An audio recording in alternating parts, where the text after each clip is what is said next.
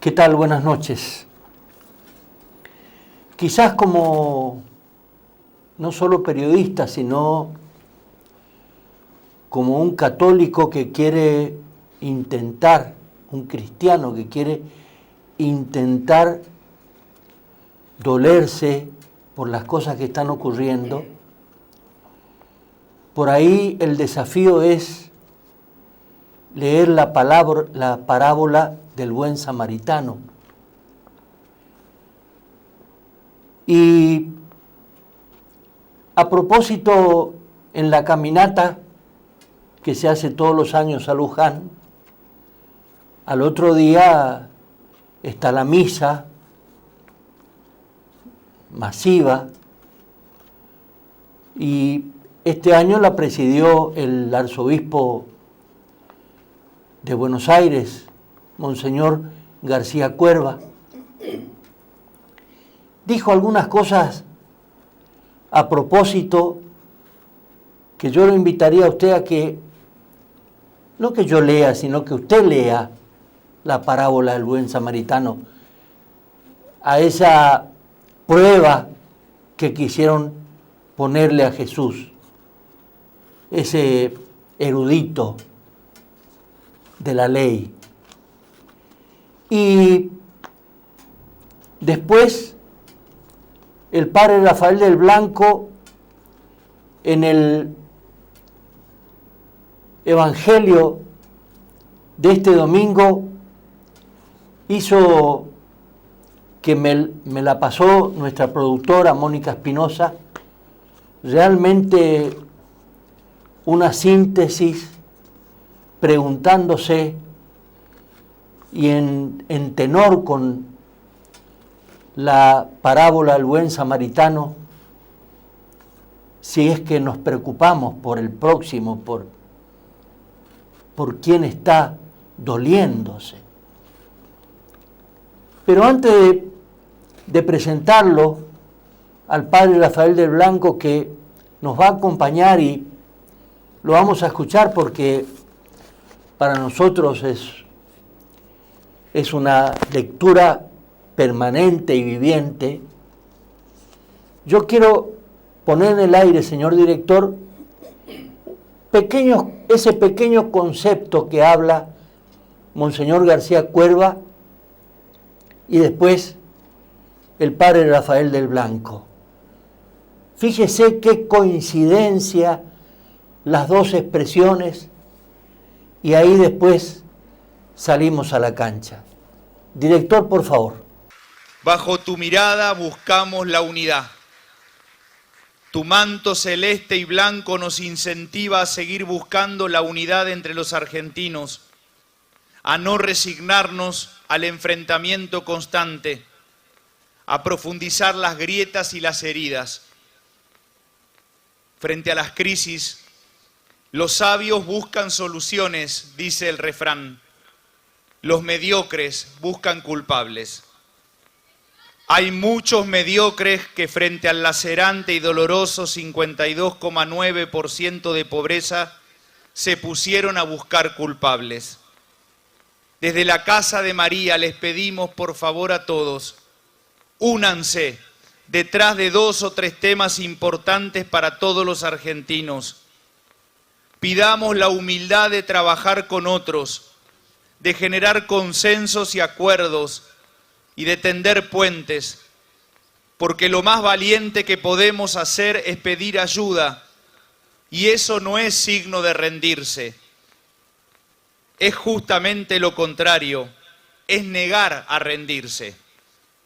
No nos rindamos a ser hermanos, a buscar soluciones juntos, a construir una patria más justa y más fraterna, a liberarnos de los prejuicios, de los odios y de los enfrentamientos estériles. Algunas imágenes que nos deja esta palabra, ¿no? Primero, la compasión infinita de Dios que escucha el clamor del sufriente. Segundo, ¿cuántas personas están tiradas a las veras del camino frente a la indiferencia de tantos que pasan y pasan sin hacerse cargo, sin conmoverse, sin preocuparse por la situación del caído, ¿no? ¿Cuántas situaciones de estas características en la patria? cuánta indiferencia, cuánta mezquindad, cuánta avaricia en todos los que están abandonados en el camino y no pasa nada. No hay nadie como Jesús que escuche el clamor y que decida hacer algo para resolver la situación, ¿no? Y entonces la palabra de Dios también nos cuestiona ahí, ¿no? Nuestra sensibilidad social, que no tiene que ser ni siquiera humana, cristiana, quiero decir, tiene que ser humana, sensibilidad humana. ¿Cómo no nos va a conmover el dolor del otro, la necesidad del otro? ¿Cómo vamos a justificar por odio que los más frágiles sufran? Eso me parece tan incomprensible, ¿no? Que uno por odio justifique la maldad, la crueldad. Además porque quizás no nos damos cuenta que esa maldad y esa crueldad mata gente, ¿no? Mueren todos los días abuelos por el estrés y la angustia del punto al que llegaron en su vida y tienen que elegir entre comer o comprar un remedio. Y les da una ACV o se mueren de tristeza. ¿Cuánta gente, no? En la desesperación de la vida, atentando contra sus vidas.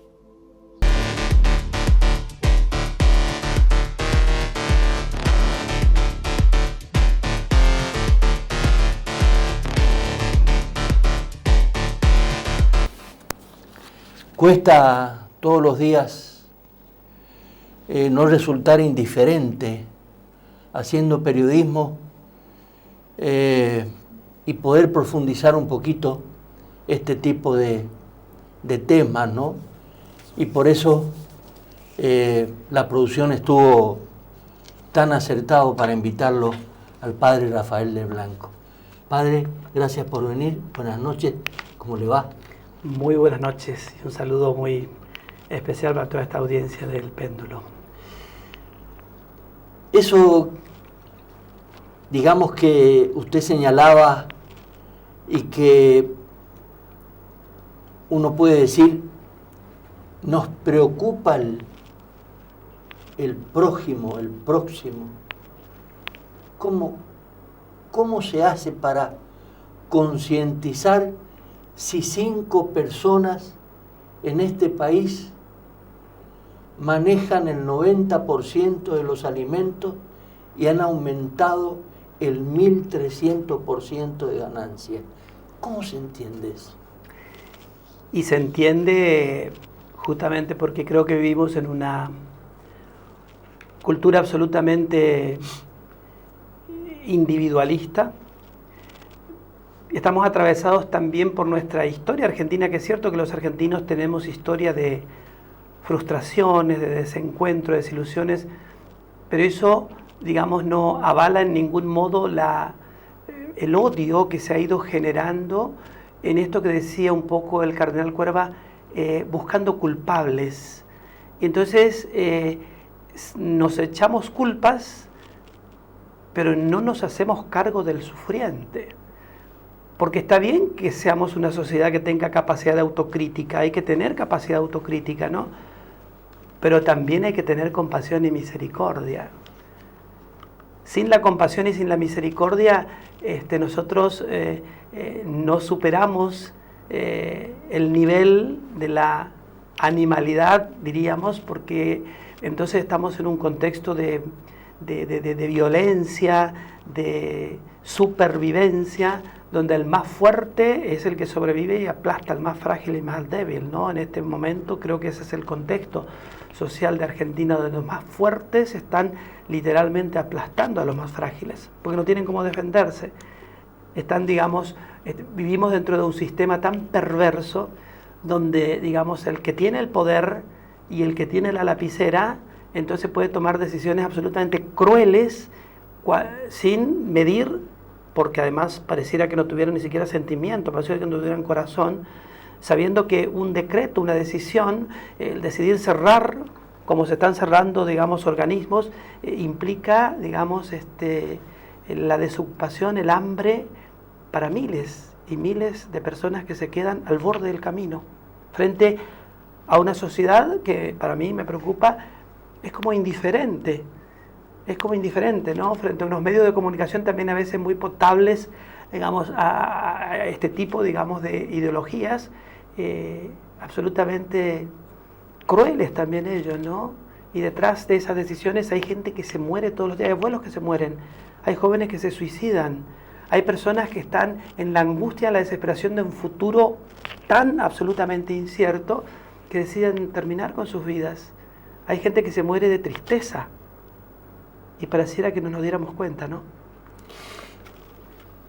A veces me pregunto cómo hace usted para poder en el jubileo darle gracias a Dios que tenga ese ánimo permanente. El espíritu del jubileo, lastimosamente, muchos católicos no, digamos, tienen conciencia de lo que es el espíritu del jubileo.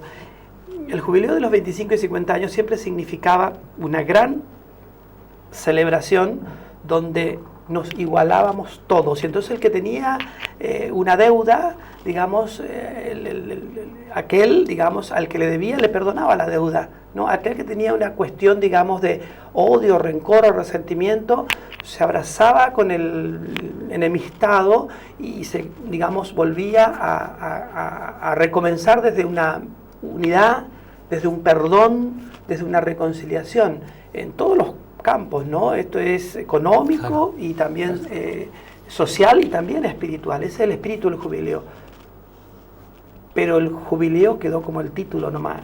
Para muchos católicos, y hablo de dirigentes, hablo de empresarios, ¿no? Que se ufanan de ser católicos y ahora el 2025 es año jubilar. ¿Perdonarán las deudas? Digamos, revitalizarán esa sensibilidad social que te manda y te obliga a compartir lo que tenés, desde ese concepto de destino universal de los bienes que te dice que si vos tenés 60 millones y hay otro que no tiene nada, mucho de esos 60 millones no te pertenece, es tuyo, porque cuando se exalta la propiedad privada como si fuera una religión, y entonces yo lo logré, yo lo construí, yo me los gané, yo trabajé, es cierto eso. Pero también es cierto que vivimos dentro de un sistema que a veces hace que la distribución no sea equitativa. Entonces, claro que tenés, pero ¿por qué tenés? No estamos todos en la misma línea alargada. Absolutamente. Claro. Claro. En eso me pregunto si el católico del siglo XXI lo estamos entendiendo, digamos, porque aquí se trata no solamente de derramar algunas lágrimas, sino de a veces racionalizarlas a esas lágrimas. Exactamente. Racionalizarlas, o sea, yo es lo que digo, ¿no? Digo, Francisco tuvo una expresión cuando era arzobispo de Buenos Aires, frente a esta imagen del Evangelio donde va la viuda de Naín, ¿no? En un cortejo fúnebre llorando a su hijo muerto. Y entonces Francisco comparó esa imagen, ¿no? Del cortejo fúnebre donde todos van llorando detrás del muerto, ¿no es cierto? Y Francisco dice, la sociedad argentina, los argentinos somos un poco ese cortejo fúnebre donde todos lloran al muerto, pero ninguno se hace cargo de él. Claro. Ninguno asume la responsabilidad, ninguno, digamos, hace algo para cambiar esa situación. Jesús lo primero que hace es se acerca a la viuda y la conforta, no llores más, le dice, y después toca el féretro y lo revive, digamos, al muerto, pero en el sentido de que hacernos cargo significa consolar, confortar y transformar las realidades de muerte en realidades de vida, y podemos hacerlo, cada uno de su granito de arena. Digo yo, en mi parroquia, en la Santísima Trinidad, todos los viernes, por la tarde, desde las 3 de la tarde, una batería de gente cocina para preparar 220, a veces hasta 250 porciones para llevar detrás de la soberanía en la parroquia Cura Brochero, donde hay hermanos que la están pasando mal. Y ese trabajo es un trabajo a pulmón, de puro amor, de puro compromiso, donde cada uno pone un poco de pollo, un poco de arroz, un poco de fideo, un poco de, digamos, de salsa de tomate, aceite, y lo de todo se junta y se arman dos ollas y alivias el dolor y el hambre de 320 familias, ¿no? 220 quiero decir. Por eso digo, dar paso y acciones, racionalizar lo que vos decís está bien, digamos, pensar la realidad y encontrar el modo de transformarla desde tu lugar. No pienses vas a revolucionar la Argentina, revolucionar tu metro cuadrado, tu ambiente, en el lugar en el que estás, tu vecino, tu familiar al que conoces, ¿no? En tu comunidad, reunite, busca la manera de resolver la situación. Y no estar todo el tiempo echando culpa y buscando culpables y criticando y sospechando y peleando. No sirve, eso no sirve, la verdad que no. Ahí donde está usted sentado, Rafael, estaba el ingeniero José Ruchesi, no sé si lo conoce. Escuché, sí. Él es el mentor de la escuela de jardinería. Tal es así que ellos se autofinancian, tienen ahorrado no sé cuántos miles de dólares, compraron equipos que incluso ni siquiera en Buenos Aires hay. Y me decía, mira Tonino, en un espacio de 10 por 10, vos podés hacer 500 plantines de madera dura y cuesta $1 cada plantín. Nosotros le proveemos el plantín. Y ese dólar lo pagan en Shanghái. ¿Cómo es posible que haya un gobierno, cualquiera sea el color político que sea, que no mire eso y no disemine por toda la provincia, sabiendo que 50 plantines son $50 y hoy cuánto cuesta el dólar?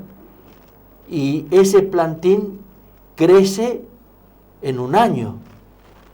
Y estamos hablando de un predio de 10 por 10. Exacto. No estamos hablando de una hectárea, de 5 hectáreas o de 5.000 hectáreas. El individualismo, ¿camino a qué va?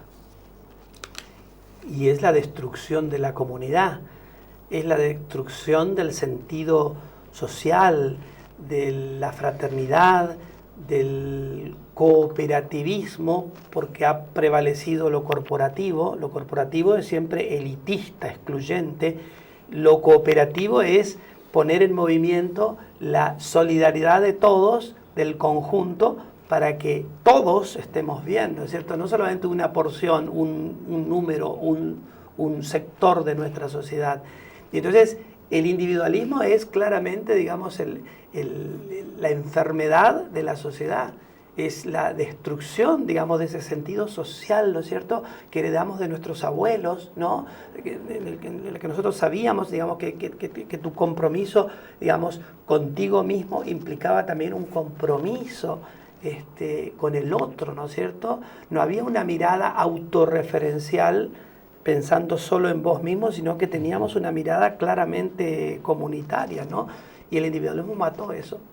Por eso pienso, yo digo, vieron todas las cooperativas que desaparecieron de la provincia del Chaco. ¿Por qué será? Porque los intereses capitalistas y corporativos hicieron prevalecer el beneficio para unos poquitos, sacrificando a la comunidad.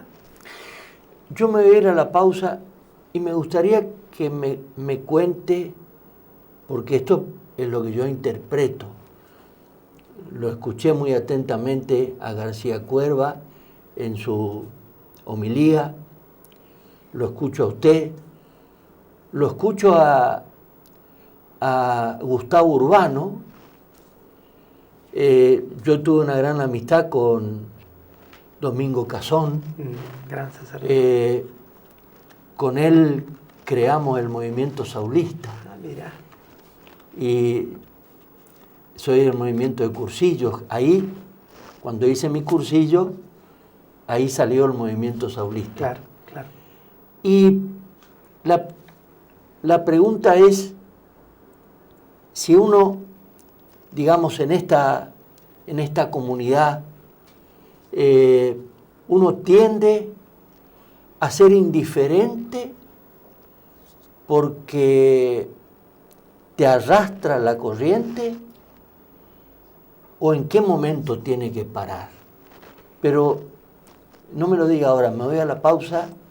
Y incluso hoy para mí la Iglesia está tomando una actitud muy fuerte y diciéndole a los políticos, espere, alguien le tiene que decir a usted algo. Me parece que yo por lo menos como cristiano me está gustando mi iglesia. Me tiene que gustar para yo poder también ir al sacrificio de poder compartir eso de ser sabio y estar con los hermanos. Pero después de la pausa, y me tiene que contar que también se va a Roma, ¿no? ¿Cómo no? ¿Cómo no? La pausa, director.